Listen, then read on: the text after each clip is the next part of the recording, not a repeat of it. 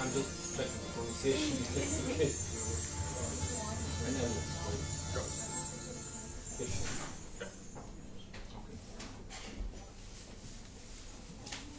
Yeah.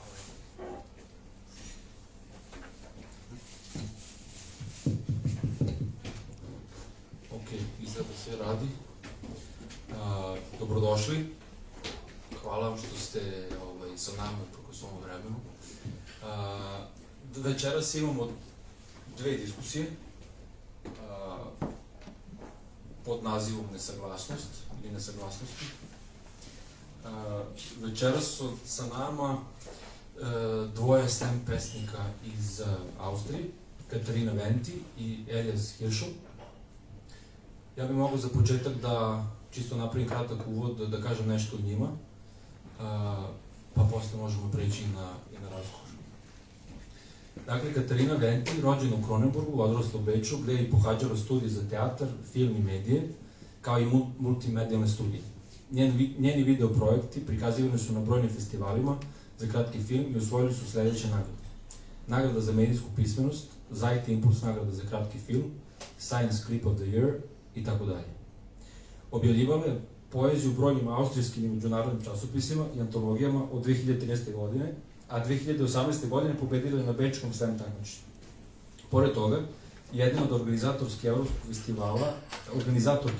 festivala i svetskog takmičenja u slamu, kao i bijenalnog vizualnog i pesničkog filmskog festivala. Održala je nekoliko slam radionica u Austriji i Makedoniji. Nastupala je na preko 500 događaja u preko 15 zemalja i na 3 kontinenta i jedna od najuspešnijih austrijskih slam pesnika. Elias Hirschl, rođen u Beču 1994. godine. Pored toga što je slam pesnik i romanopisac, Elias se bavi muzikom kao i pisanjem za pozorište i radio. Prošle godine objavljen je njegov roman Salon u stanju, a 2014. godine postaje austrijski šampion u slamu i od tada uspešno gostuje kao slam performer na pozornicama širom Evrope. Pisao je dramske tekstove za pozorišne predstave Swing, ples udesnu i veličanstveno razaranje čoveka ansambla, akcioni teatr. Zajedno sa reperom Christopherom Hutmans, you wanna say it? Christopher Hüttmansberger. Čuli ste? Čini muzički duo Ein Gestpens. Njihov prvi album, Po danu, objavljen je u oktobru 2022. godine. So, I'll switch now to English. I just made a brief introduction, as we agreed on that. Well, I propose to start with the readings or performing. You can do it in your language, and then I'm going to read the translation in Serbian. Predlažem da počnemo tako što ćemo čitati ili ćete izvoditi svoju poeziju, svoje pesme, a zatim će uslediti razgovor.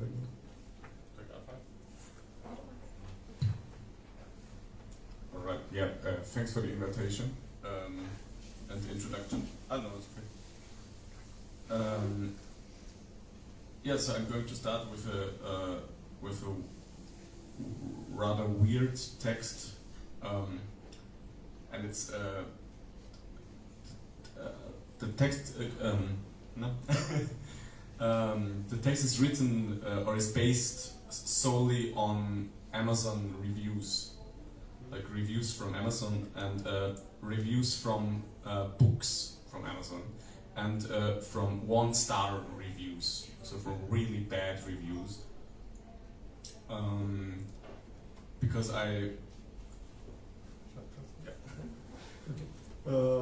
Počet ću sa jednim neobičnim, pomalo uvrnutim tekstom. Naime, radi se o tekstu koji je baziran isključivo na osnovu na kritikama koje su se pojavljivale na Amazonu i zanimljivo je to što su to uglavnom loše kritike, odnosno sve su loše, dakle one koje su dobijale jednu zvezdicu. And so it's basically it's a text for people who want to become writers themselves, and it's like a really bad advice text for what not to do in a book. But it's like I said, it's based on really bad people in the internet, and you shouldn't really follow this advice, I think. Dakle, ovaj tekst je osmišljen tako da može poslužiti kao putokaz vodilja onima koji nameravaju da se bave pisanjem, odnosno na osnovu ovog teksta trebalo bi da se rukovode time šta sve ne bi trebalo da rade, a može se reći da su svi ovi ljudi, odnosno komentari, bili zlonamerni, pa ih zato i ne treba uzimati za ozbiljno. Was Sie wollen. Der folgende Text basiert ausschließlich auf 1 Sterne Amazon-Bewertungen von literarischen Klassikern. Sie wollen, dass das Buch noch in 2 bis 3 Tagen geliefert wird. Sie wollen, dass das Buch noch am selben Tag geliefert wird. Sie wollen, dass das Buch überhaupt geliefert wird. Sie wollen, dass das Buch nicht komisch riecht. Sie wollen, dass der Einband nicht beschädigt ist. Sie wollen, dass das Papier nicht bibeldünn ist. Sie wollen keine 10 Euro für dieses Taschenbuch ausgeben. Sie wollen keine 20 Euro für dieses Hardcover ausgeben. Sie wollen, dass das Buch keine Flecken darin hat. Sie wollen ein unbeflecktes Buch. Sie wollen, dass das Buch leicht verständlich ist. Sie wollen, dass das Buch aber nicht zu banal ist. Sie wollen etwas aus diesem Buch lernen. Sie wollen, dass das Buch sie aber nicht belehrt. Sie wollen, dass nicht zu viele Stellen auf Latein vorkommen. Sie wollen, dass sie nicht etwas erfahren, das sie gar nicht erfahren wollten.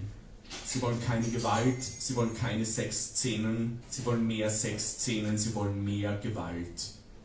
Sie wollen keine elendslangen Beschreibungen von einer Frau, die einfach nur Kartoffeln schält. Sie wollen kein Buch für ihre Kinder kaufen, das eigentlich gar nicht für ihre Kinder geeignet war. Sie wollen, dass das Buch bei ihren Kindern nicht zu einer furchtbaren Verwirrung des Geistes führt. Sie wollen, dass der kleine Prinz keinen Selbstmord enthält. Sie wollen, dass der kleine Prinz nur aus der Zeile "Man sieht nur mit dem Herzen gut" besteht. Sie wollen, dass der kleine Prinz eine Postkarte ist mit der Zeile "Man sieht nur mit dem Herzen gut" darauf. Sie wollen, dass Kinderbücher ihre Kinder nicht schockieren. Im Allgemeinen wollen sie nicht, dass ihre Kinder schockiert sind. Sie wollen, dass Harry Potter nicht so primitiv illustriert ist. Sie wollen, dass das Buch die Erwartung erfüllt, die seine Verfilmung verspricht. Sie wollen, dass das Buch nicht so unsympathisches Glanzpapier hat. Sie wollen, dass erwachsene Menschen überhaupt nicht mehr Harry Potter lesen, weil das nur noch traurig ist. Sie wollen, dass da nicht so viel Gedöns um eine Fantasiefigur gemacht wird, die es, Achtung, gar nicht wirklich gibt. Sie wollen, dass im Talmud nicht so viele Rabbiner zitiert werden. Sie wollen, dass die Odyssee nicht in Reimen erzählt wird. Sie wollen, dass Goethe nicht 60 Jahre für ein einziges Theaterstück braucht. Sie wollen, dass man ihre Kinder nicht mehr mit Schiller quält. Sie wollen, dass niemand Romeo und Julia kauft.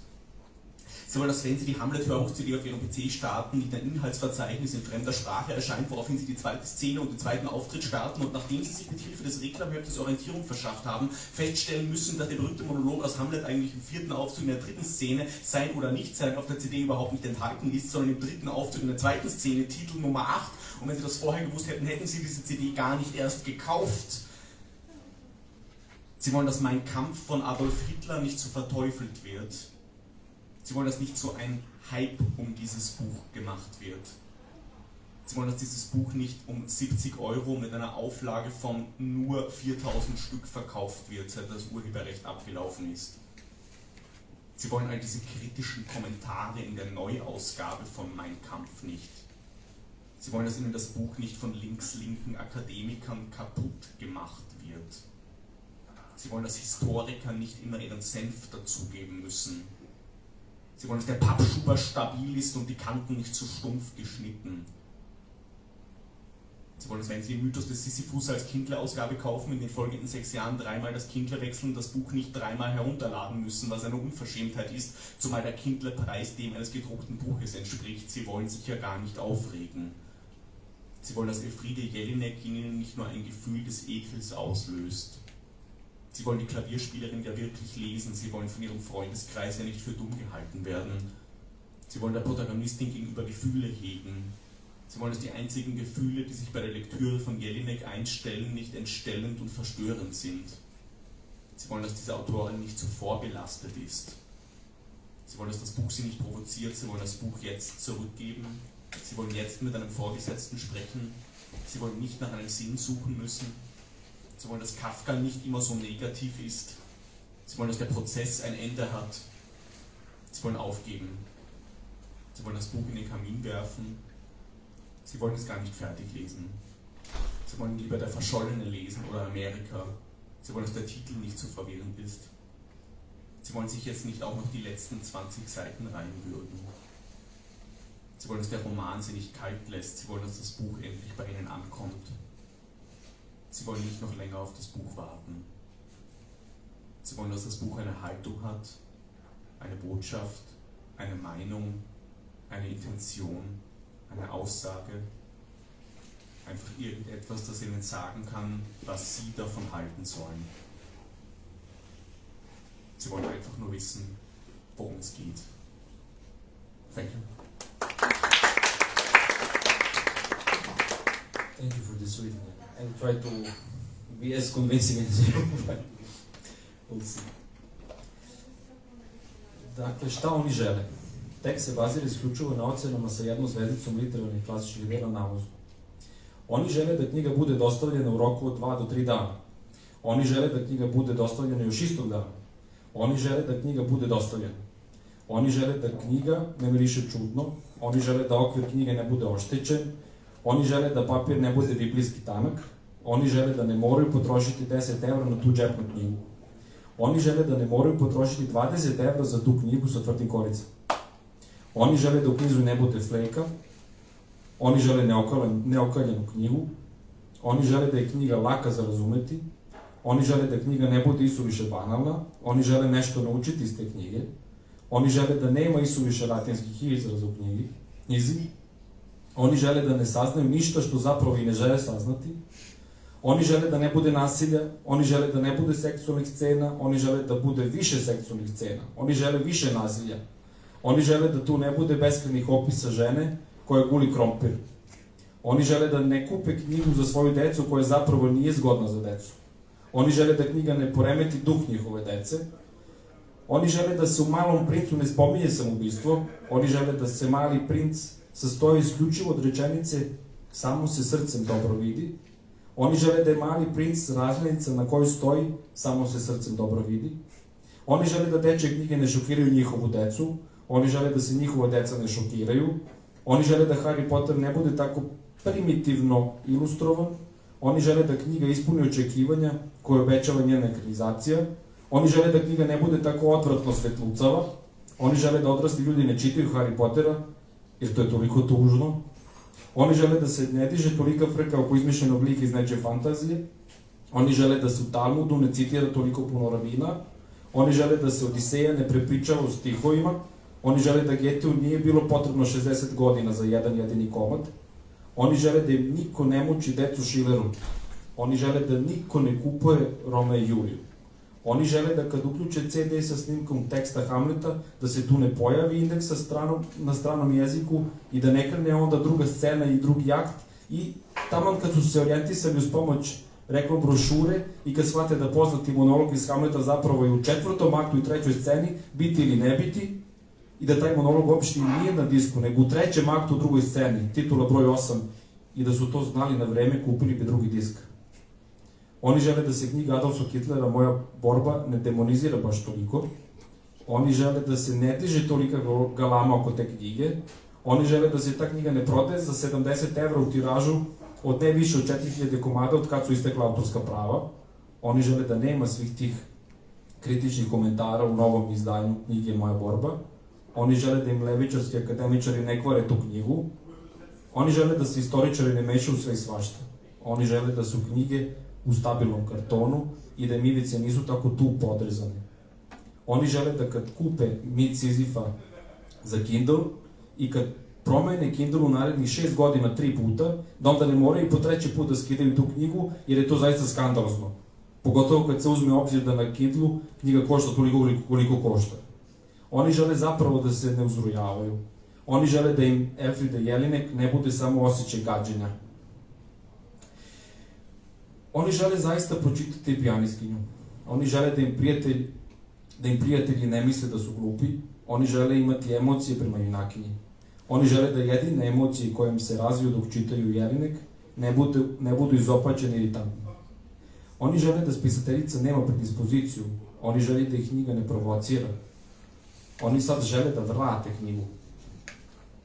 Oni žele sad porazgovarati sa šefom, oni žele da ne moraju tražiti smisao, oni žele da Kafka nije uvijek tako negativan, oni žele da se proces završi, oni se žele predati, oni žele baciti knjigu u kamin, oni žele da ne pročitaju knjigu do kraja, oni žele nestalu osobu ili Ameriku, oni žele da naslov ne bude toliko zbunjujući, oni žele da ne moraju trpati u sebe još tih zadnjih 20 stranica, oni žele da ih roman ne ostavi ravnodušnima, oni žele da im knjiga konačno stigne, oni žele da ne moraju još uvijek čekati tu knjigu, oni žele da knjiga ima stav, poruku, mišljenje, nameru, izjavu, nešto što im može reći šta da misle o njoj.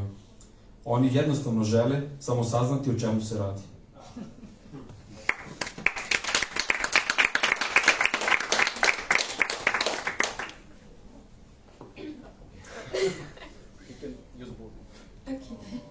I think I have to stand for my poem, is that okay?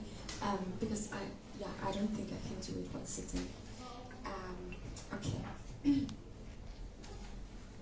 Auf einer bunten Blumenwiese, einem Pastellfarbenparadiese, so schön, dass selbst Tiere hier nicht jagen, solch Schönheit zu zerstören nicht wagen, gar lieber ihren Namen, jenem Pflanzenwiesenlein, Bär, Lauch, Löwenzahn, Gänse, Blümchen gedeihen, Schafgarben, Tiger, Lilien in Reihen und selbst Disteln, Fisteln hier mit beinahe gleich viel Charme wie Misteln.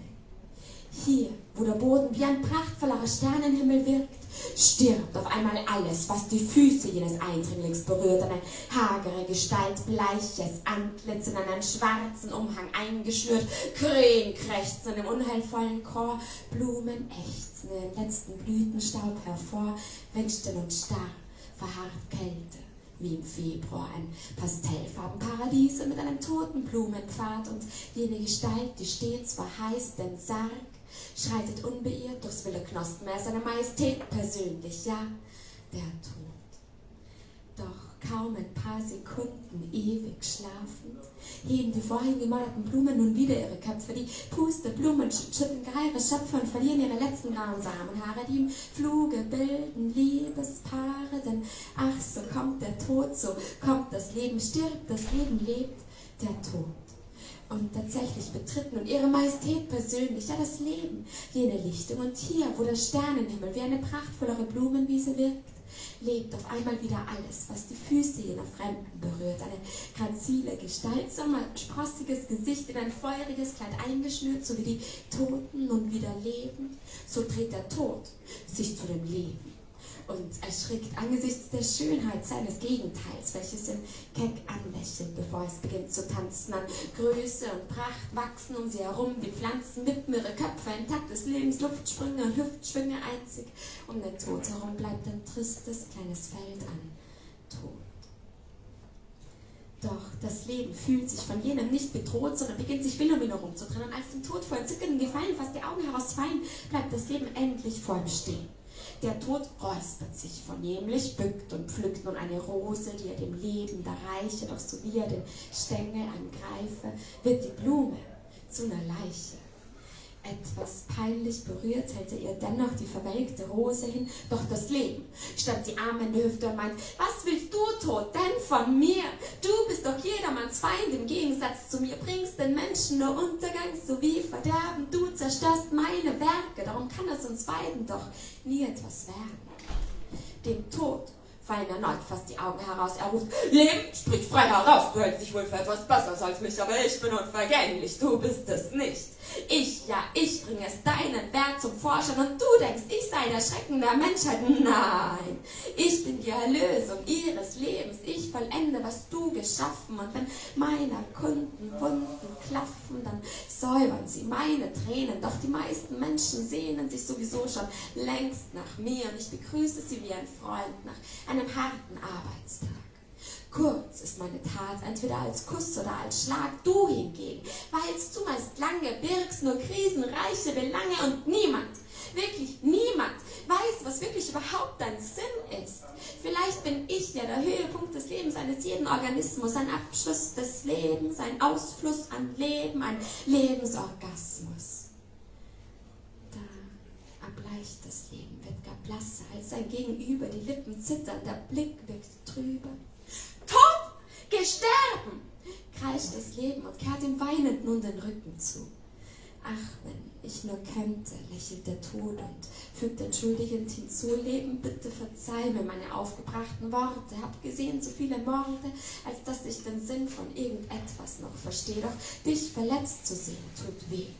Vielleicht sind weder du noch ich gut oder böse, du die im Vordergrund lebhafte, ich der im Hintergrund mysteriöse. Vielleicht sind wir beide füreinander geschaffen, weil wir einander Sinn erschaffen. Denn ohne mich kannst du nicht sein und ohne dich bin ich dein Schein. Siehst du denn nicht, dass wir abhängig voneinander? Das Leben lauscht aufmerksam, wenn auch ein klein wenig durcheinander. Es betrachtet den Tod durch tränengesäumte Augen, seine letzten Worte, die will es im Glauben. Und in seinem Kleidchen zinnoberrot greift es zart nach des Todes Rose, die da herabhängt zu Lose, von dessen bleicher Hand gehalten. Und als das Leben des dürren Blattskeletts Falten sachte berührt, spürt die Blume neue Kraft. Das Leben selbst schenkt den neuen Lebenssaft, sodass die Rose erwacht zu solcher Röte, wie selbst der Abend sie niemals besaß. Des Todes Hand, so blass wie Glas, greift zögernd nach der Hand des Lebens.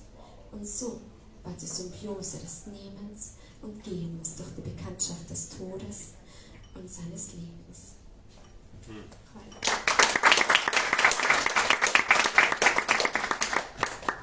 Thank you for this performance.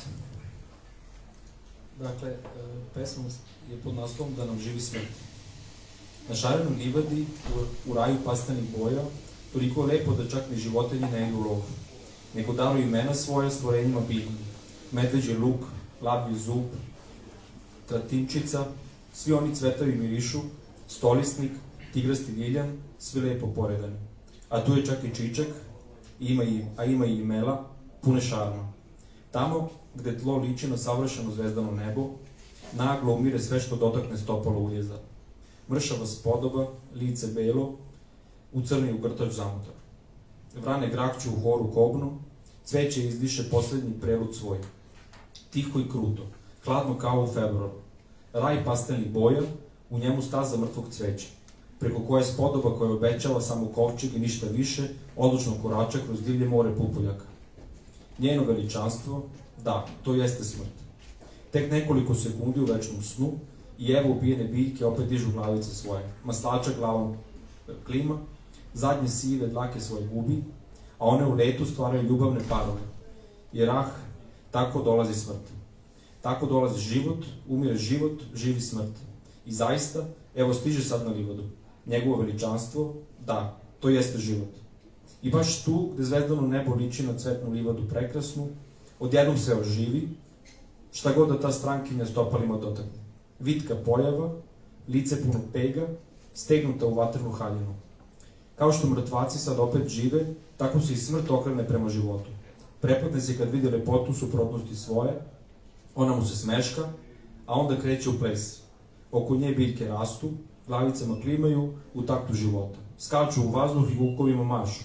Jedino oko smrti ostaje malo tužno mrtvo polje. Međutim, to životu ni najmanje ne smeta. Život se vrti oko smrti.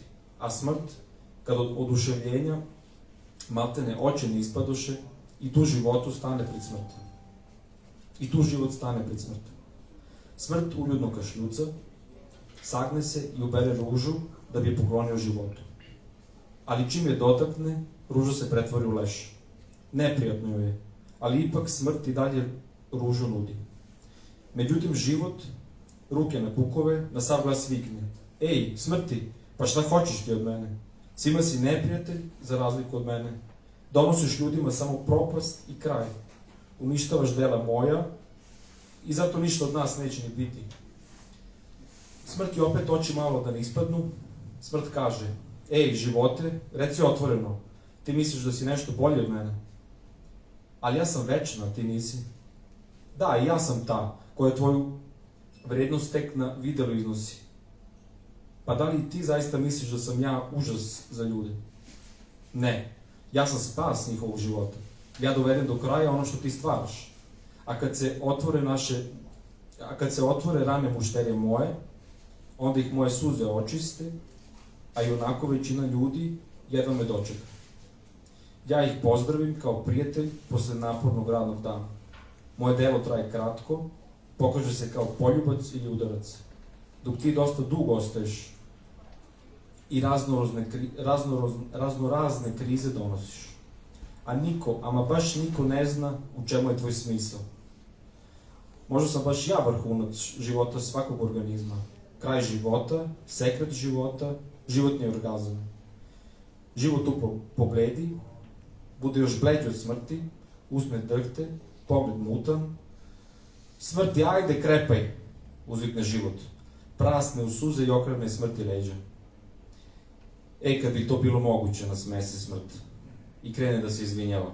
Živote, molim te, oprosti mi uzrojene reči moje, toliko ubistva sam već videla, da mi smisao više nije jasan.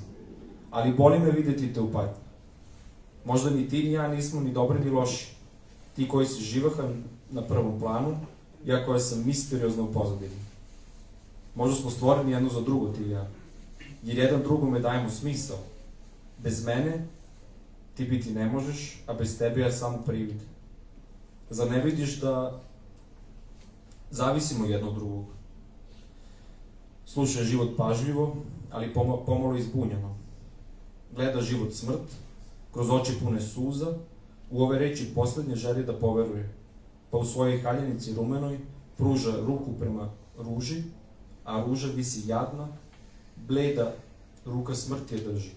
Kad život lagano dotakne, nabore tankog skeleta, cvet osjeti novu snagu. Sam život poklonio je novi sok, pa ruža pocrveni još jače. Jače nego što veče može da zacrveni. Smrt, bleda kao staklo, prvo okleva, a onda ipak dotakne ružu života i tako nastane simbioza uzimanja i davanja. Tako što se upoznaše smrt i život njen.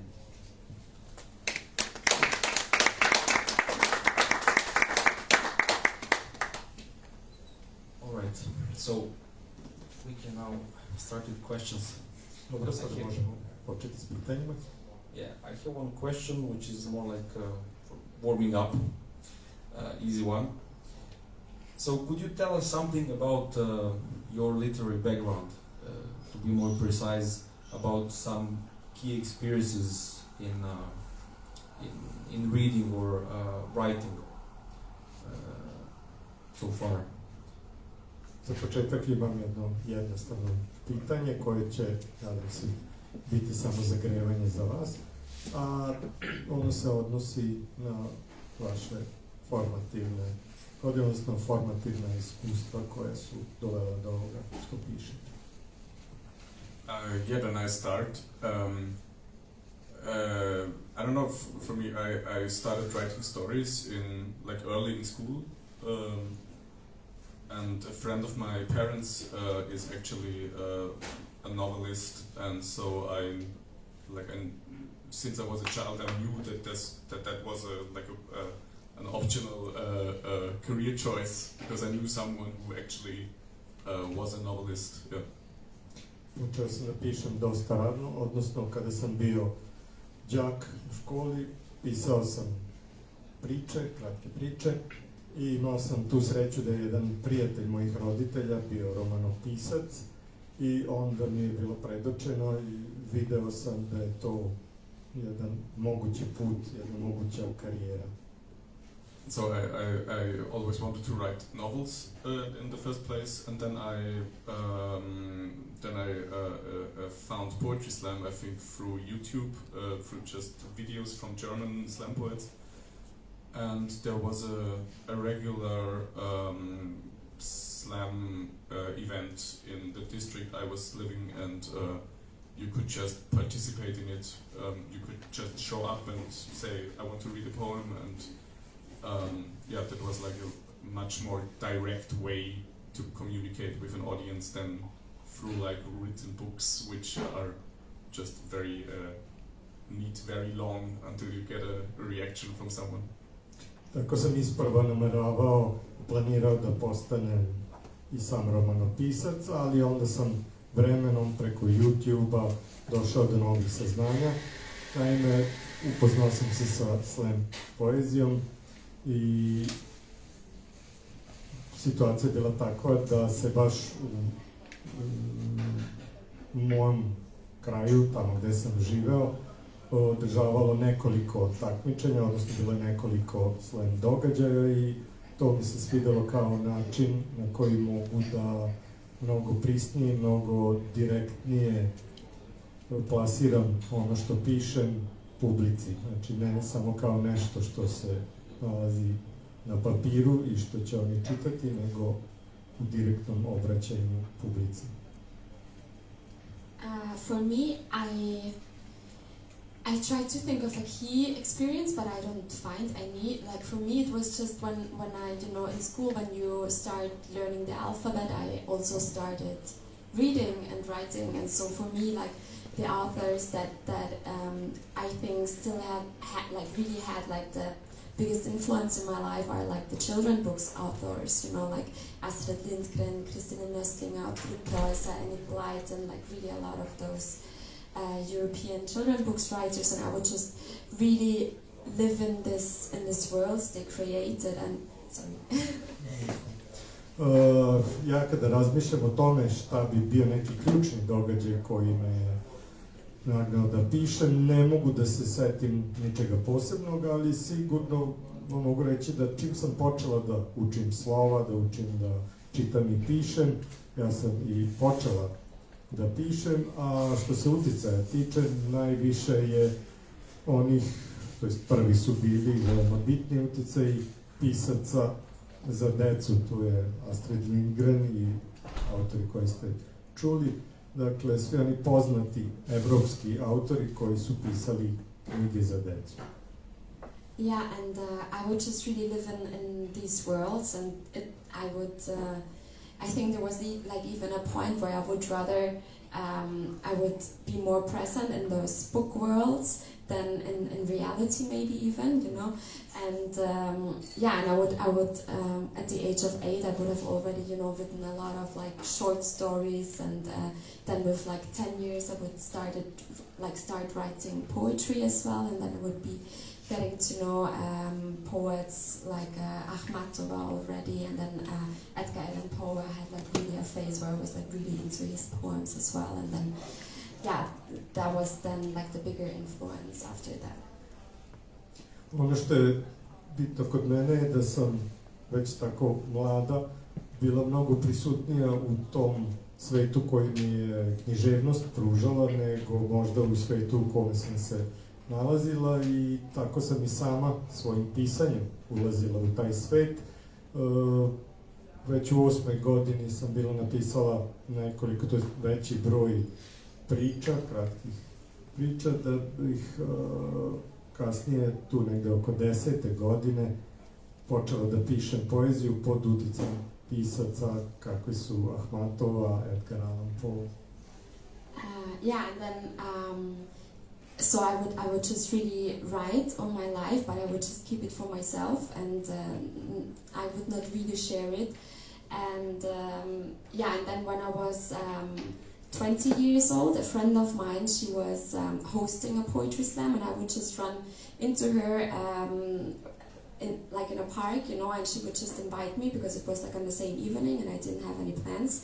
So because she was like, and I know you're writing, so maybe you will share it. I just said like yes, but I didn't really know what it meant. So I went there in the evening, and then I spontaneously decided to perform, and it was like a poetry slam, and after that I just never, I don't know, I kind of like the poetry slam fever got me, so I would then just start turning up at poetry slams. Tako sam još od malih nogu nastavila i pisala ceo svoj život, ali sve to što sam pisala do svoje 20. godine bilo je pisanje isključivo za mene, odnosno nisam objavljivala i pokazivala mnogo svoje dela drugima, sve do 20. pomenute godine, kada me je jedna drugarica koja je bila upoznata sa tim da stvaram i pišem, nagovorila, odnosno pozvala da učestvujem u jednom događaju, odnosno u slam takmičenju na otvorenom u jednom parku, i uspela je da me nagovori i od tada nastavljam da se bavim tim. Thanks. Yeah, I wanted to add just that really the poem that you read actually has something of a fairy tale, like has that atmosphere, in my opinion. Mogu primetiti da u ovoj pesmi koju ste pročitali postoji nešto od te atmosfere bajkovite. So, I was wondering if you could tell us something about the creative process of writing, performing, especially in terms of these differences between like written poetry and performed poetry. Yeah. Zamolio bih vas oboje da kažete nešto o toj razlici između pisane reči, odnosno pisane poezije i poezije koja se izvodi. Yeah, as you maybe already have seen, like I don't perform as much as you do, so there's a lot of different styles in slam, and I think most of my texts also, or some of them also work if you just read it on paper. Kao što ste mogli da primetite u poređenju sa Katarinom, moj tekst koji sam čitao nije toliko izvođački, to jest nema toliko performansa u njemu i smatram da se on jednako uspešno može i čitati kao pesma napisana na papiru. But I always think about how it, when I write the text, I always think about how it sounds on stage, or how it sounds when I read it, or how it sounds with different roles, and that's really helpful even for like novel.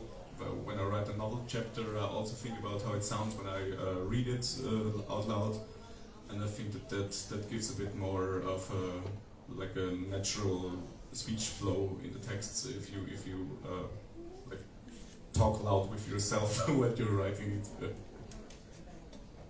Ali u isto vreme kada pišem poeziju uvek imam u vidu to kako bi ona zvučala kada se čita ili kada bi se čak i izvodila ovako na sceni, a isti princip primenjujem i kada pišem svoje romane, znači kada napišem jedno poglavlje, uvek ga čitam naglas jer tako čujem kako zvuči i mogu da osetim, vidim koliko je prirodan i koliko će komunicirati sa onima koji čitam.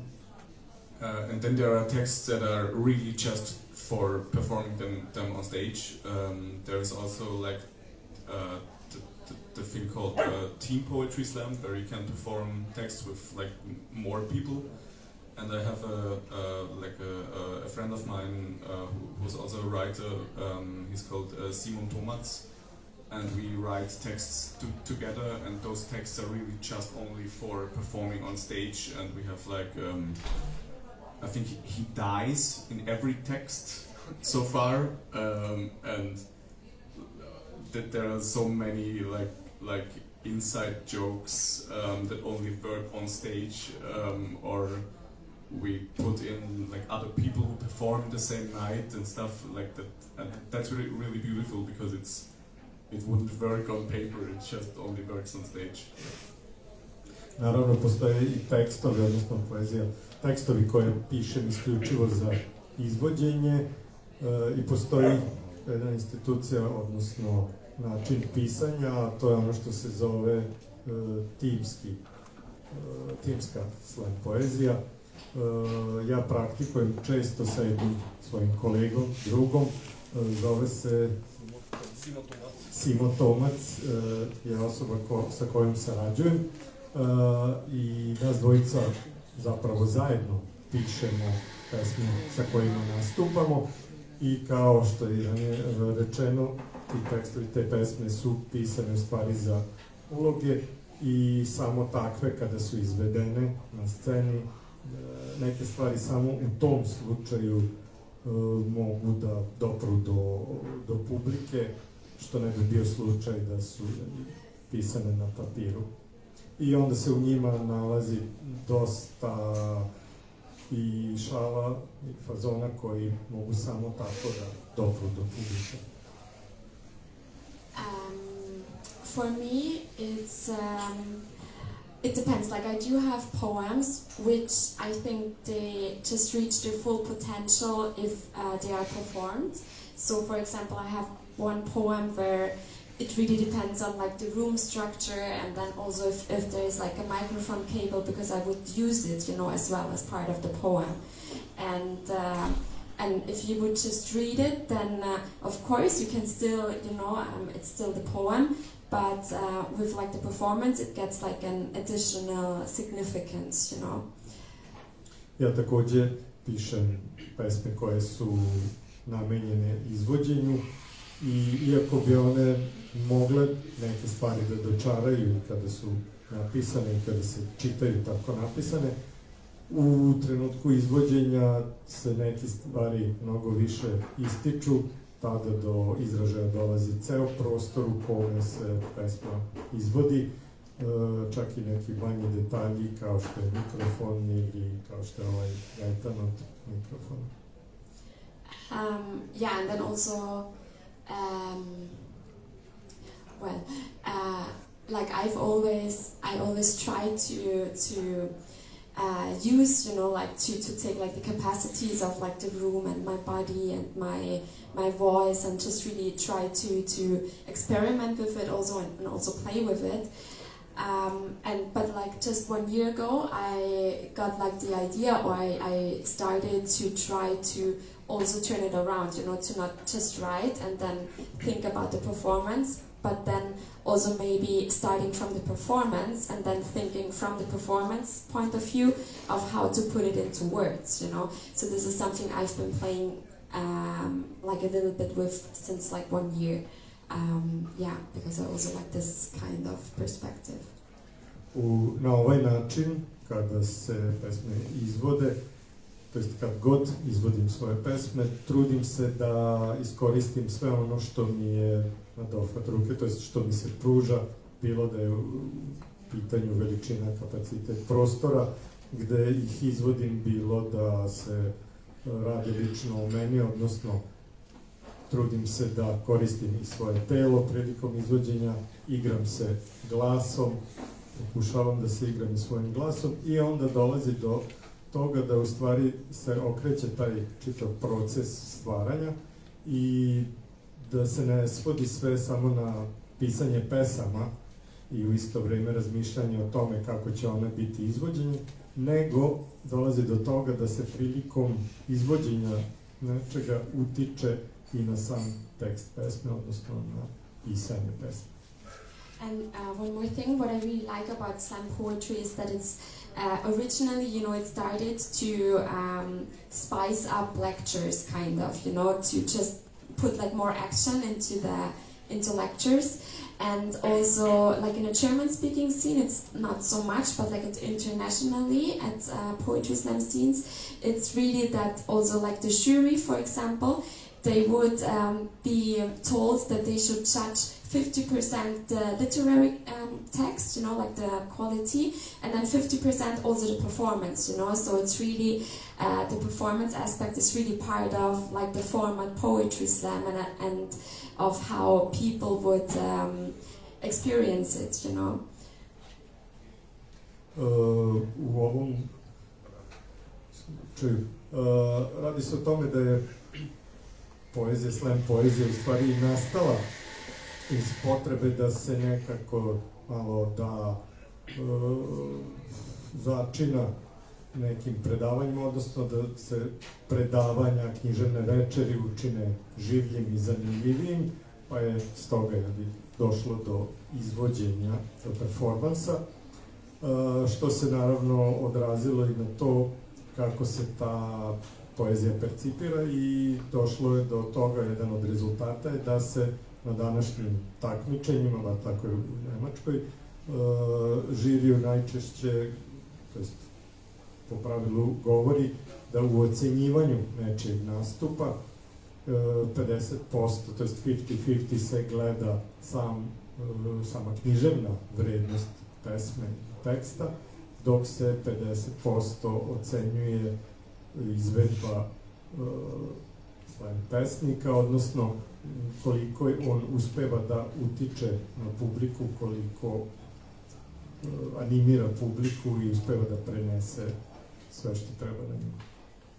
I think that was the same thing you just wanted to say. Yeah, there is like a lot of people who also let the whole audience be part of the text through like I don't know, having a chorus part, and then the audience speaks the text with you. Or I've seen people who do like a live choose your own adventure story on stage and let the audience decide which way the story should go. Or people that are hiding behind the stage curtains or behind the couch or something and just speaking from the off. Or like you can do so much with the physical space and with the physical audience there, which would not be possible, which also would not be possible through like other mediums, but only like live on stage. Slažem se sa ovim što je moja koleginica rekla i dodao bih da dam ovakav način prezentiranja poezije i uključivanja publike u taj performans pruža mnoge druge mogućnosti. Naime, video sam više raznih slučajeva, na primer, dešava se da slam pesnik poziva publiku da učestvuje, što se može raditi na nekoliko načina. Jedan je taj da se publici da prilika da govori refren i tako učestvuje u izvođenju, a moguće je raditi druge stvari, kao na primjer da se od publike traži da učestvuje u svojim idejama kako nastaviti, odnosno kako odrediti pravac u kome bi neka pesma trebalo da se kreće, a onda tu ima još raznih varijacija, kao što je, na primer, angažovanje ljudi koji neće biti baš direktno na sceni, nego će biti negde van nje i govoriti iz ofa, sakriveni ili iza ugla ili iza nekog komada namještaja i tako obogatiti nastup. For me, you know, as soon as a poem gets also performed, for me it gets also more channels how it speaks, you know, because once it is performed, a poem, it also speaks through the rhythm and the melody and the mimics and the gesture, and it gets like a lot of more, you could say, mouths, you know, how it speaks to people.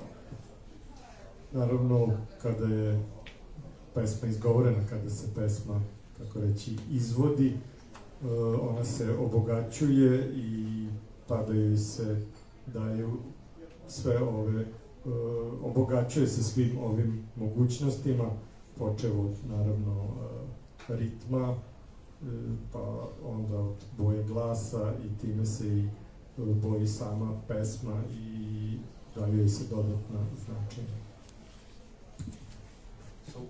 Elias, I would have one additional question. I'm curious about this writing together with somebody like you do, or I don't know. Could you describe this process a little bit more? Because I tried once, and it was a disaster. I mean, it's really strange experience because somehow we ended up by liking each other's parts, but put together it was a bad story. So I'm just curious about that part. Zamolio bih da nam objasniš, to jest da nam malo više kažeš nešto o tom samom procesu stvaranja u dve ruke. I sam sam pokušavao nešto slično da radim i nisam bio ni malo zadovoljan ovim rezultatom. Pesnik sa kojim sam to radio, to jest on i ja smo bili zadovoljni onim što je ovaj drugi napisao, ali konačni proizvod sve zajedno nije meni ličio ništa.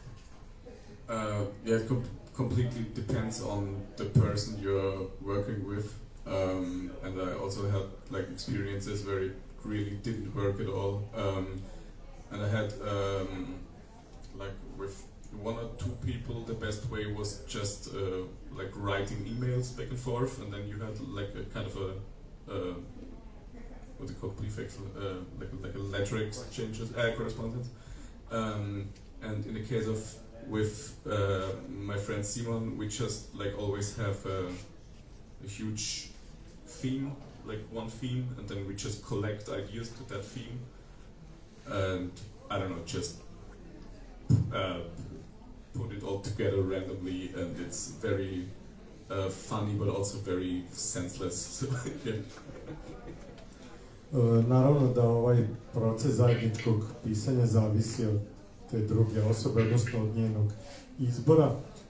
Ja sam sa svojim prijateljem Simonom praktikovao to da pišemo tako što razmenjujemo e-mailove i onda najčešće krenemo sa jednom temom, a onda nabacujemo ideje i razmenjujemo ih, da bismo onda na kraju pokušali da od tih ideja nešto stvorimo nasumično, birajući i sastavljajući te ideje u celinu.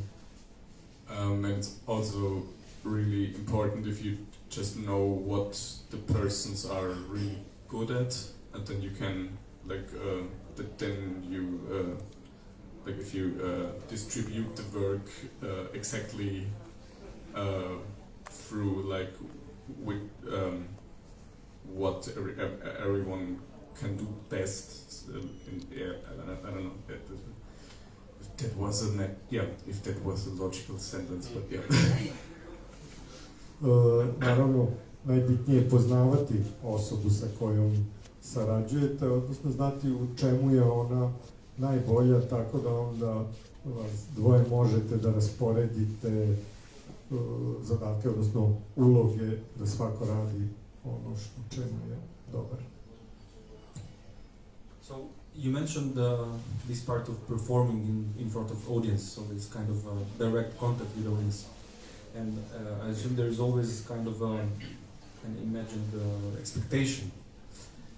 So I would like to ask if you think that the humor is an imperative in slam poetry, or if not humor, is there any imperative which kind of at the level of content or at the level of poetics or yeah. Sami ste rekli da je za ovu vrstu poezije bitno naravno izvođenje, odnosno način na koji se pesma prezentuje, pa me interesuje u kolikoj meri je ono što ja pretpostavljam tačno to da je humor veoma bitan za samo izvođenje i za uspešnost tog performansa, a da li tu ima još nešto osim humora?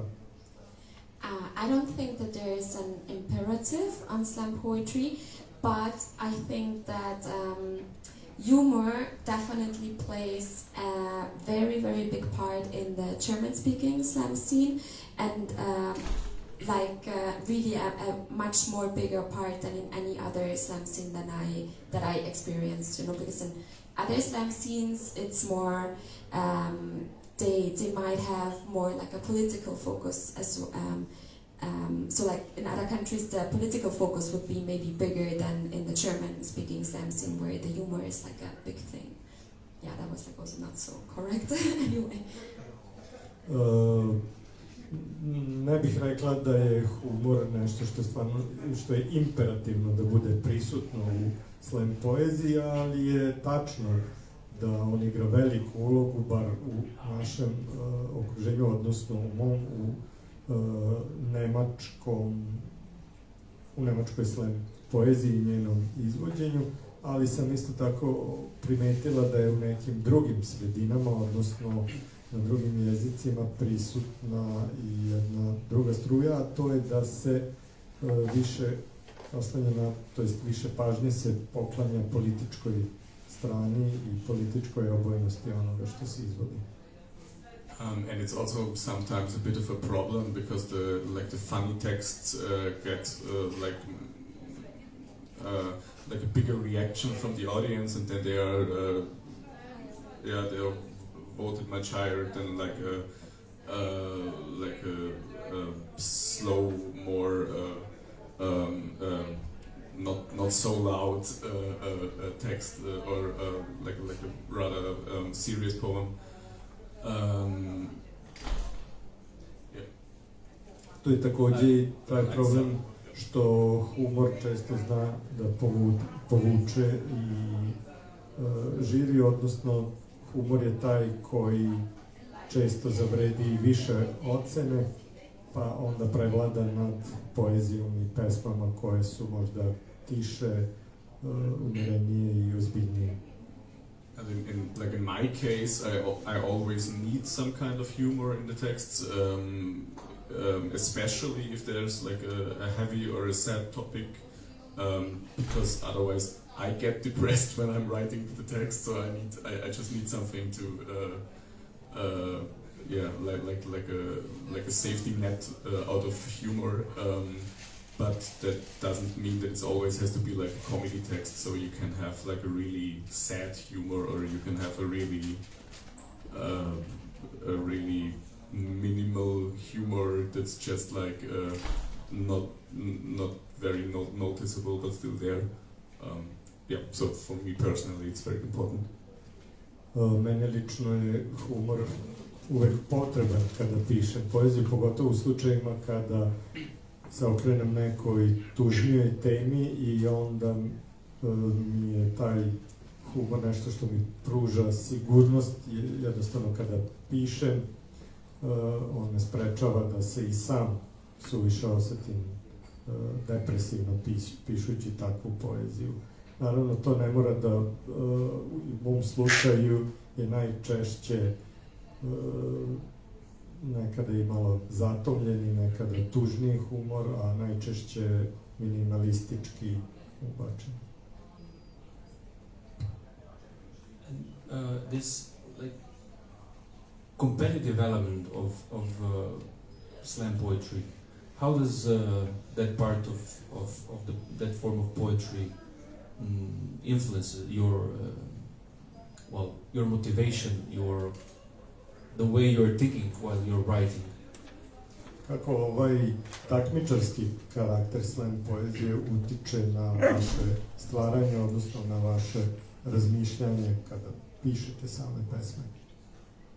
It really depends. Like for me, it was like a key, like a turning point when I started to see the audience and like the competition, like the audience voting the poetry as part of the format, as a thing of including the audience and giving importance to the audience. And as soon, Mene svakako utiče to kada razmišljam i kada pišem samu poeziju, jer tada uvek u glavi imam publiku koju ću je izvoditi i tako da sama publika i svest o njoj dok pišem utiču i na samu pesmu, na njenu formu i sadržaj. And as soon as I, accepted it for myself, and as I got like this perspective of, okay, this is like an event where the audience is as much important as what is happening on stage, as the people on stage, I also didn't have any problems anymore, with like would not have like any bad influence on me, that I would feel, that it would like influence me in a bad way, because I would just respect it and be like, okay, this is cool because this is like different from other events where the audience is passive. No, here they are active, so we need them. So this was like really changing for me. I čim sam usvojila tu ideju o prisustvu publike i o važnosti publike, bilo mi je mnogo lakše i bolje sam se osjećala prilikom pisanja i od tada mi ide lakše jer pišem sa tim saznanjem i sa idejom da je publika tu i da će ona biti tu ispred scene i na sceni samo. Yeah, I think it's like, or if someone doesn't exactly know how a poetry slam looks like, so you have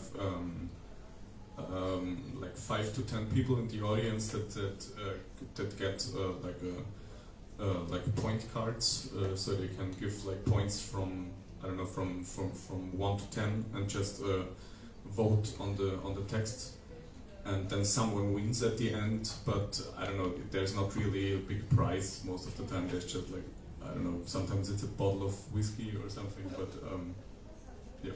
Ne znam koliko ste upoznati sa tim kako se u stvari odvijaju ovi događaji, odnosno takmičenja, nadmetanja u slam poeziji, ali najčešće je slučaj taj da se u publici nasumično izabere nekoliko ljudi koji dobijaju karte ili papire sa ocenama. Najčešće je to 5 do 10 ljudi, a ocene najčešće idu od 1 do 10 i naravno na kraju se utvrđuje ukupni skor, dobijamo pobednika, ali najčešće to nisu neke ozbiljnije ili vrednije nagrade.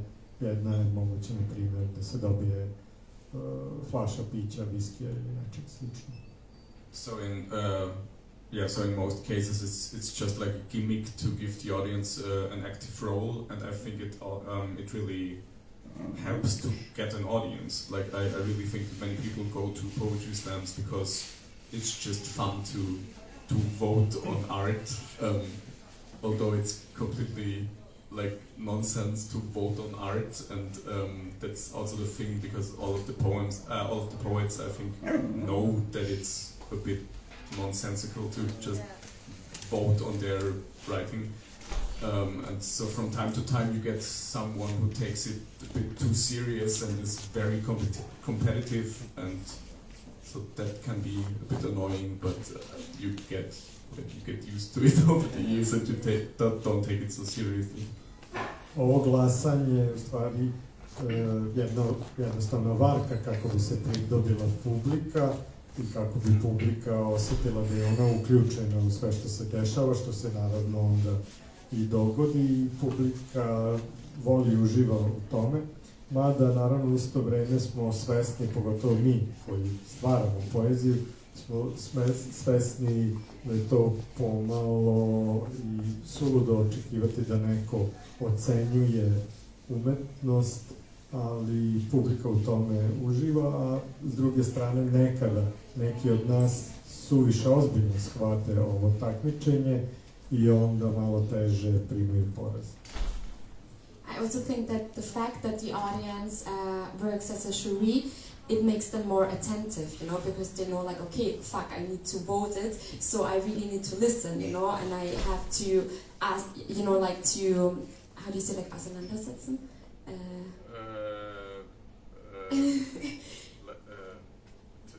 To really differentiate. Yeah, you know, like differentiate, but you also have to think about the poem, you know, and the message and everything, and so you really have to, you know, like build up an opinion about it, you know. So I think this is also an important, fact about it, and also, you know, every poet knows that with like a different order of appearance, with another poem, with another audience, everybody could become a winner, or, you know, like, so it's really like also like incidental, like at some point, you know, who wins or not.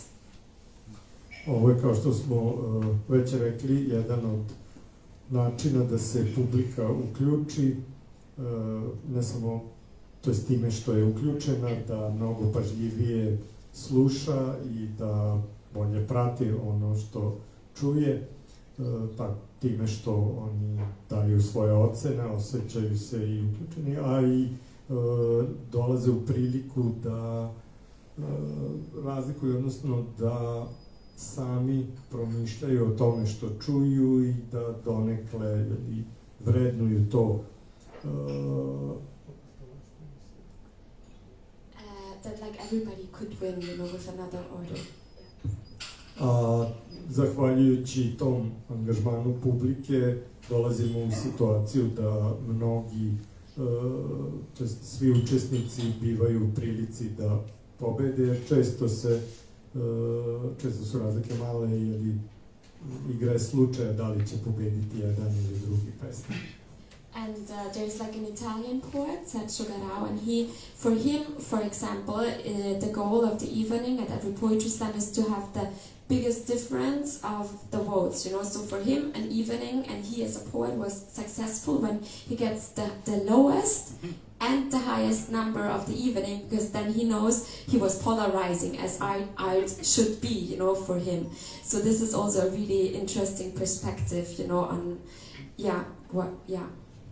To pravljenje razlike u ocenama od strane publike je veoma bitno za neke pesnike. Pa navem primer jednog talijanskog pesnika kome je svrha večeri, odnosno učešća, da napravi najveću razliku, bilo da je u pitanju najveći skor koji je dobio među onima koji nastupaju ili najniži.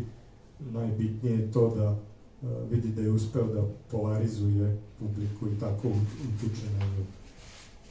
So, what would you say, personally, does that pressure of the competitivity make your poetry better or worse?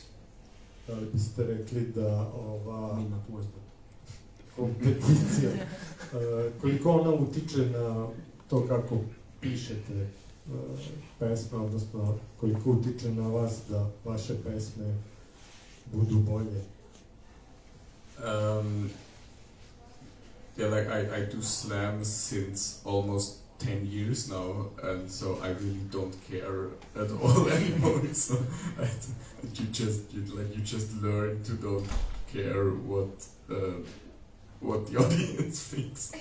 But I don't know. Yeah, I really don't try to think of the audience when I write a text or something. I really try to completely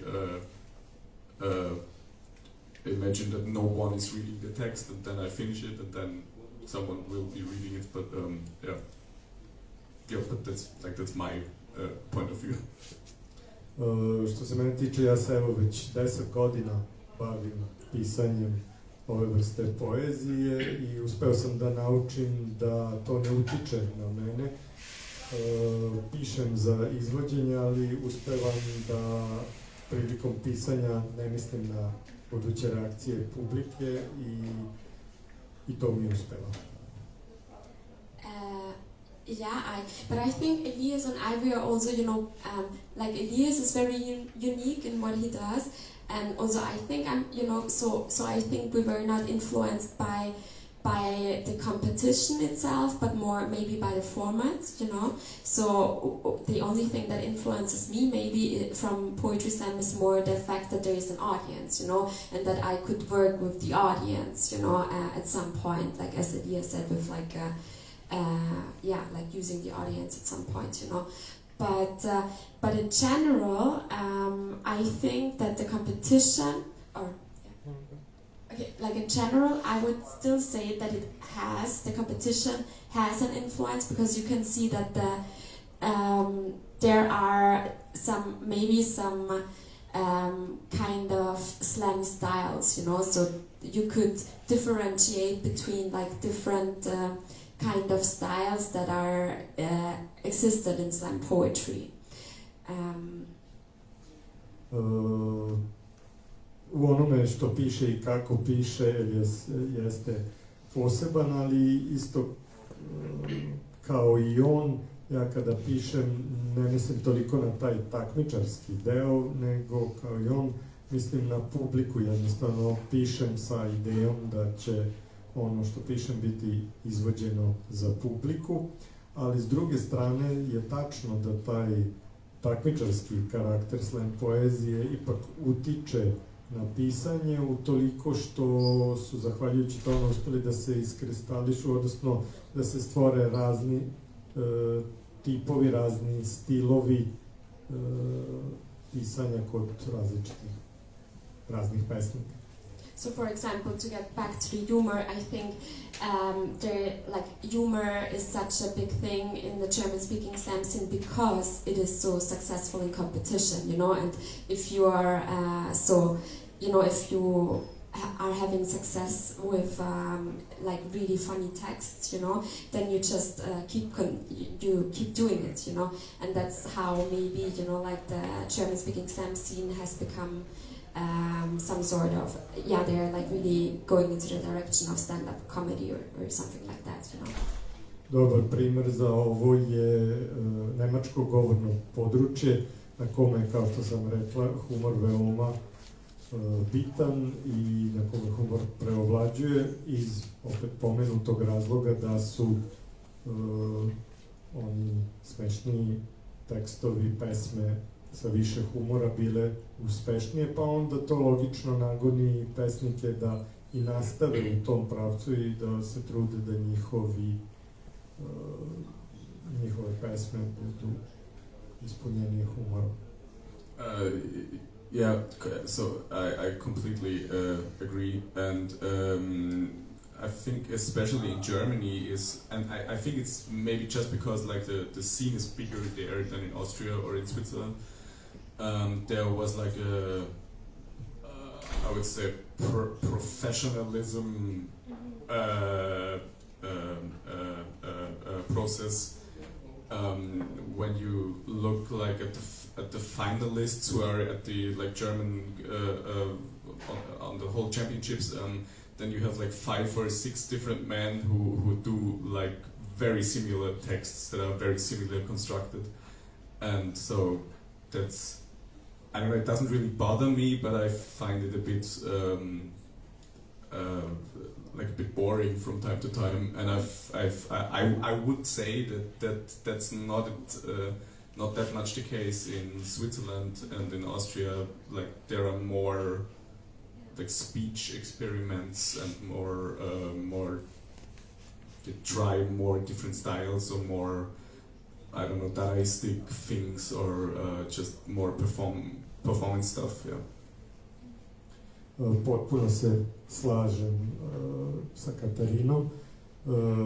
Jeste tačno da na nemačkom govornom području, a tu prevashodno mislim na Nemačku, ne toliko na Švajcarsku i Austriju, stvari potpuno idu u jednom pravcu, a ona je malo pre rekla da je taj pravac u pravcu stand-up komedije gotovo. Dešava se to da na nekim takmičenjima, odnosno čak i na nekim većim šampionatima u finalu se nađu 4-5 pesnika koji odnosno dolaze sa veoma sličnim tekstovima i sa veoma sličnim izvođenjem tih pesmi, što nije slučaj u Švajcarskoj i Austriji, gde ima mnogo više raznovrstnosti, ne samo u pogledu tema i pogledu elemenata, kao što je, na primjer, element dadaizma danas, nego i u načinu izvođenja i u stilovima izvođenja tih pesama. And I just wanted to say again that like I don't think Swiss and Austrian poets are better than German poets, but I just think that like the whole slam scene got so big in Germany that it's more like, it looks more like a sports competition, and like there's really like, if you win the whole German-speaking championship, then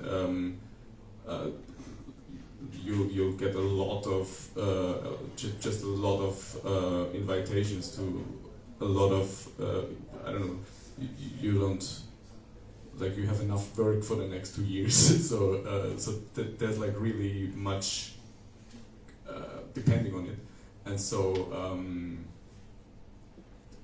yeah, and I think that's where this thing comes from, that they don't experiment this as much, because it's really like, it depends a lot from it, and so you don't want to do some random shit in the finale or something.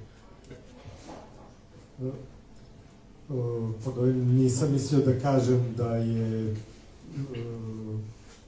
da su pesme, odnosno poezija koja dolazi iz Austrije ili Švajcarske vrednija nego ona u Nemačkoj, ali u isto vreme tu je činjenica, odnosno situacija takva da se ovim takmičenjima u Nemačkoj, zahvaljujući tome što je scena toliko velika i popularna, da se tim takmičenjima pridaje veliki značaj, a onda samim tim i oni koji pobeđuju na takvim takmičenjima bivaju prilično istaknuti, a zatim i slavljeni i zahvaljujući tome i ponekad osiguravaju sebi posao i aktivnosti za sledeće 2 godine, ali u isto vreme se dešava to da nema eksperimentisanja, nema hrabrih poteza, jer jednostavno zbog te ogromne važnosti takmičenja u kojima učestvuju, niko ne želi da ubaci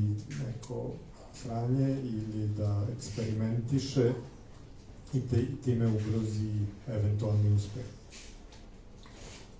Yeah, so I also totally agree. So I think, in those countries where it's not that, I think professionalism is like a really important keyword, because in the other countries where it's still more underground, the whole scene, you're really, it's way more diverse as well, so there is like way more focus on performance, on also political topics, and on not on satisfying an audience, but more on, more on expressing, opinions. Yeah.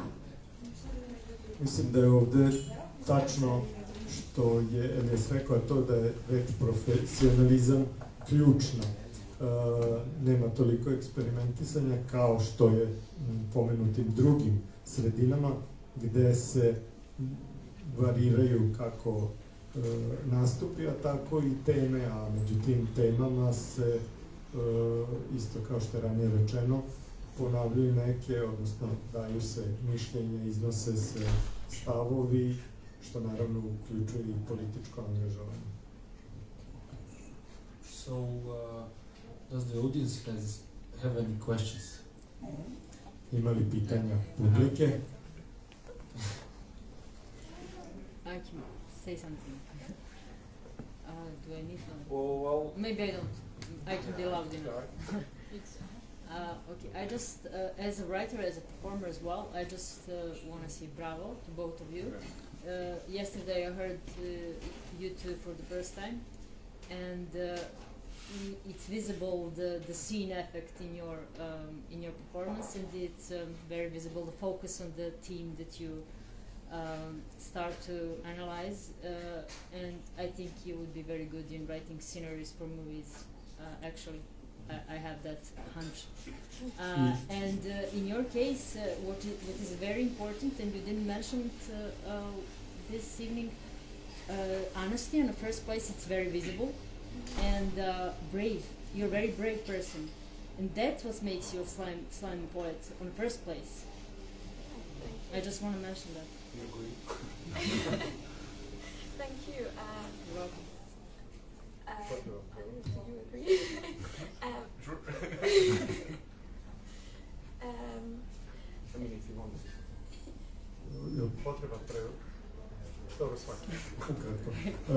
I sama sam pesnikinja, odnosno pišem i izvodim svoju poeziju, pa bih se samo osvrnula na ono što sam sada čula i ono što sam sinoć čula i pohvalila bih vas oboje.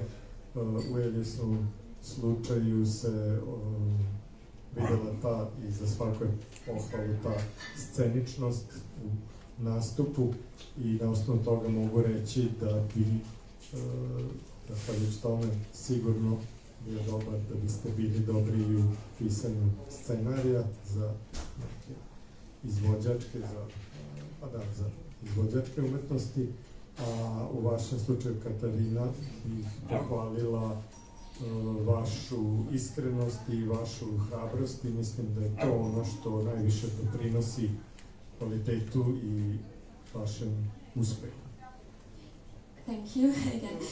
I think, just in general, it takes bravery, to write something and then go as a person, as yourself on stage and then present it. But yeah, maybe, I didn't think of it before that much, but maybe even more if it's like something very personal, because of course you make yourself vulnerable to like strangers, so yeah, definitely. And I like... Hvala vam za ovome, nisam o tome ranije toliko razmišljala, ali naravno da je to tačno, da je potrebna hrabrost, prvo da napišete nešto, a zatim i da to izvedete, to plasirate pred nekim, pogotovo u slučaju kada je to nešto lično, time se onda otvarate i izlažete drugima. And for example, what is, it would open up now a completely new big conversation that we don't want to have now and we don't have time. But for example, there is the term Erpressertext in German, which means like blackmailing text, something like this. So you,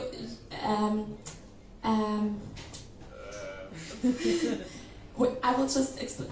Okay, so for example, the like forcing text, So it would be used on poems that are that have like a very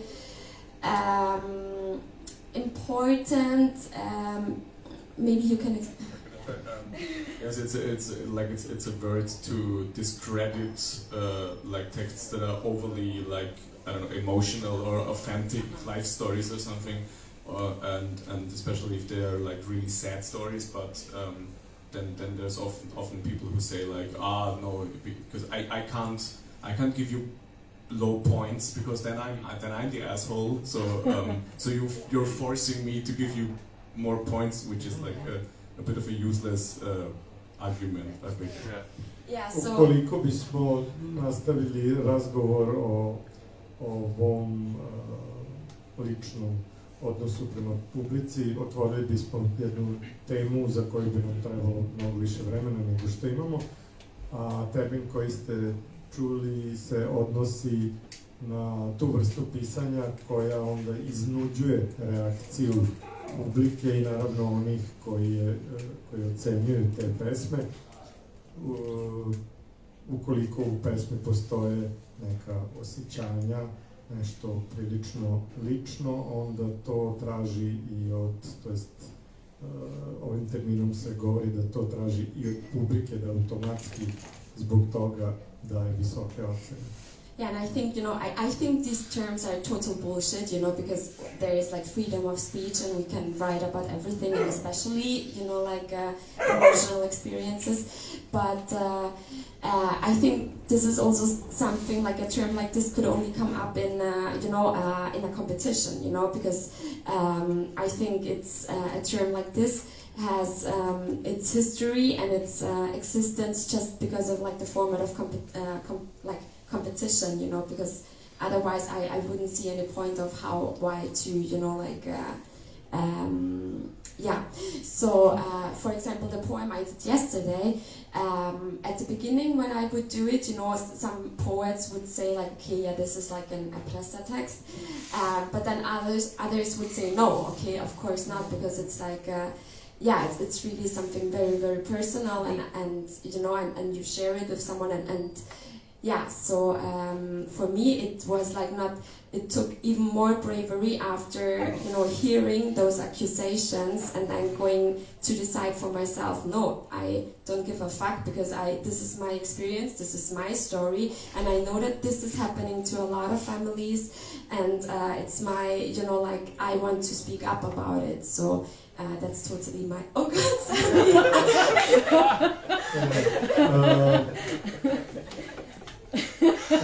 Lično mislim da je ovaj termin suviše izmišljen, da je totalno neutemeljen, jer naravno zbog slobode govora i zbog slobode izražavanja, pesničke slobode, naravno da svako može da piše ono što želi, ali moram reći da se ovaj termin je i nastao i najčešće se koristi u kontekstu takmičenja, ali s druge strane oni koji su juče čuli jednu moju pesmu shvatili su da je veoma lična i emotivna, tako da se meni je baš tako misli o takvom izražavanju i to je jednostavno nešto što svako ko želi može da izrazi o sebi. And it's literally very good. So you didn't try to pick up my or anyone else's emotion. It was literally very good. It's literally good. So no one can say anything about that. I očigledno juče niste ciljali na izazivanje naših emocija ili se trudili da zvučite emotivno, nego ste pisali nešto što je dobro i što, kao što je i autorka sama rekla, nešto što se odnosi na sve ljude. But you're right that honesty plays a huge part in like slam text because it's a format where you can perform very authentic, very personal texts. But that's also I think the reason because why sometimes like it's like people are very strict that are asking like, did this actually happen to you? like was that really this like I don't know, tragic or something?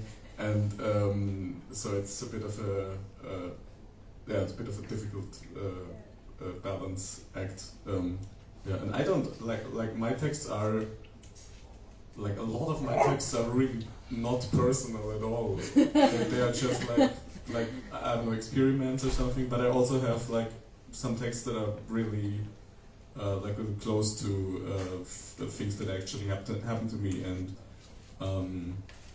it's cool because I really couldn't do them like in a novel the same way because I can't just like tell a story that happened to me in a good way in a novel, but on stage you can like I don't know, it's a different format. Okay. Well, I thought the poem about the father in the fridge is... That was completely real, yeah, no, that was I have a text about my father closing himself in the fridge. That was not real, no. but it's closer to the truth than you think. Na kraju smo čuli jedan primer onoga što je autor rekao, a to je jedan moment, odnosno priča sa ocem zatvorenim u frižider, što se u stvari nije baš desilo, ali je bilo na putu da se desi, odnosno blizu da se desi. A ono što je Elias prvo rekao bilo je da iskrenost i otvorenost igraju veliku ulogu u onome što se piše. I naravno pisac mora biti veran sebi i autentičan, ali u isto vreme to ne znači da sve o čemu neko piše da se zbilja i dogodilo i često mu se ljudi obraćaju i sa tim pitanjem da li ti se to stvarno dogodilo ili ne. Ali, što naravno nije uvijek slučaj, kako sam kaže, ali je njemu mnogo lakše da bude iskren i autentičan u ovom domenu, odnosno u ovoj formi što je slam poezija. Na taj način može da izrazi i kaže ono što recimo ne bi mogao pišući roman, na primjer. Thanks for the question. Well, as we are approaching to the next discussion, I think unfortunately we should stop here. Hvala vam na pitanju, ali nažalost morat ćemo skoro da završavamo jer se bližimo i našem drugom razgovoru. Well, it was great to have you here and to talk to you, hear all your opinions on poetry slam, and well, that's it. Thanks. Hvala mnogo. Yeah, thanks so much.